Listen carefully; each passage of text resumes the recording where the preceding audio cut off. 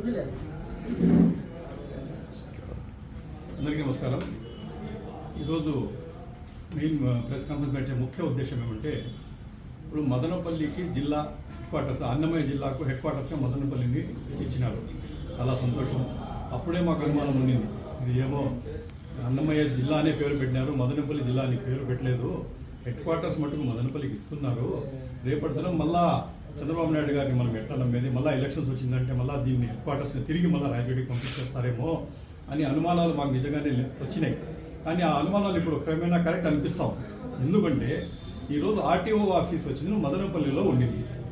ఇక్కడ వదంతులు కానీ ఇక్కడ క్లియర్ కట్గా ఒక మెసేజ్ మనకి ఏం తెలుస్తూ ఉందంటే, ఈ ఆర్టీఓ ఆఫీస్ను వచ్చిందను రాయచోటికి షిఫ్ట్ చేయాలా అనే లోపల అంతా జరుగుతూ ఉంది. ఆర్టీఓను దీనికి రాయచోటికి షిఫ్ట్ చేయాలనేది జరుగుతూ ఉంది.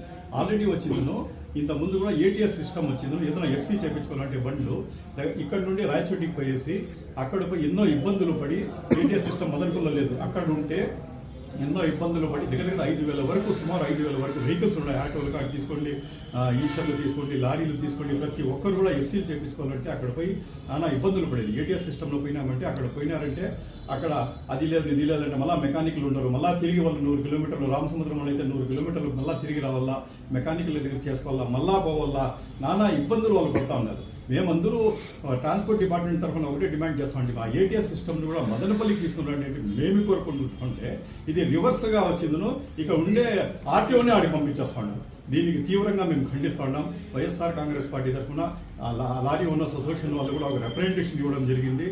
దీనికి మేము నిజంగానే సంఘీభావం తెలుపుతున్నాం. ఖచ్చితంగా లారీ ఓనర్స్ అసోసియేషన్ కానీ వీళ్ళు వర్కర్స్ అసోసియేషన్ కానీ ఏ రకంగా స్టెప్ తీసుకుంటే కూడా వైఎస్ఆర్ కాంగ్రెస్ పార్టీ సంఘీభావం తెలిపి వాళ్ళకి మద్దతుగా నిలుస్తుంది. ఖచ్చితంగా మేము ఇక్కడ నుండి ఆర్టీఓ ఆఫీస్లో అక్కడ పోనీము, ఖచ్చితంగా మన మదనపల్లిలో ఉండాలని చెప్పి మేము 100% వైఎస్ఆర్ కాంగ్రెస్ పార్టీ తరఫున డిమాండ్ చేస్తాం.